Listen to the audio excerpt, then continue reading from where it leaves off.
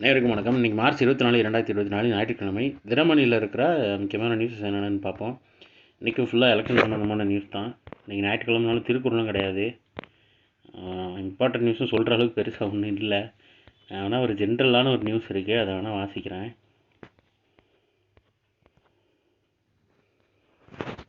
மேலே இருக்கா கீழே போயிடுச்சா? ஒரே நிமிஷம் இருங்க. இருக்கு. வாக்களிக்க வரையறுக்கப்பட்டுள்ள 13 அடையாள ஆவணங்கள் எவைன்னு சொல்லி ஒரு ஆர்டிக்கல் கொடுத்துருக்காங்க.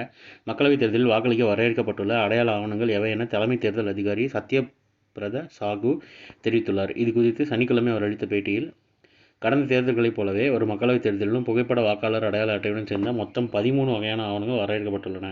அதன்படி வாக்காளர் அடையாள அட்டை, ஓட்டர் ஐடி, ஆதார் கார்டு, அப்புறம் மகாத்மா காந்தி தேசிய ஊரக வேலை உறுதியளிப்பு திட்டத்தில் பணி அடையாள அட்டை, அந்த ஸ்கீமுக்கு கீழே வேலை பார்க்குறவங்களோட அந்த பணி அடையாள அட்டை, புகைப்படத்துடன் கூடிய, அதாவது ஃபோட்டோ இருக்கிற வங்கி இல்லைனா அஞ்சலக கணக்கு புத்தகங்கள், இது ஃபோட்டோ இருக்கிற பேங்க் பாஸ்புக், அப்படி இல்லைனா போஸ்ட் ஆஃபீஸ் பாஸ்புக்கு, தொழிலாளர் நல அமைச்சக சட்டத்தின் கீழ் வழங்கப்பட்ட மருத்துவ காப்பீட்டு அட்டை, ஓட்டுநர் உரிமம், வருமான வரி நிரந்தர கணக்கு எண் அட்டை, அதாவது லைசன்ஸு, அதுக்கடுத்து பேன் அட்டை, தேசிய மக்கள் தொகை பதிவேட்டின் கீழ் இந்திய தலைமை பதிவாளரால் வழங்கப்பட்ட ஸ்மார்ட் அட்டை, அதாவது ஸ்மார்ட் கார்டு, ரேஷன் கார்டுன்னு சொல்லுவாங்களா, இந்திய கடவுச்சீட்டு, பாஸ்போர்ட்டு, புகைப்படத்துடன் கூடிய ஓய்வூதிய ஆவணம், பென்ஷன் ஸ்கீம் கீழே இருக்கிற அந்த ஆவணம் ஏதாவது, மத்திய மாநில அரசுகள், பொதுத்துறை நிறுவனங்கள், வரையறுக்கப்பட்ட பொது நிறுவனங்கள், தொழிலாளர்களுக்கு வழங்கப்பட்ட புகைப்படத்துடன் கூடிய பணி அடையாள அட்டை, மக்களவை சட்டப்பேரவை உறுப்பினர்களுக்கு வழங்கப்படும் அடையாள அட்டை, மத்திய அரசின் சமூக நீதி மற்றும்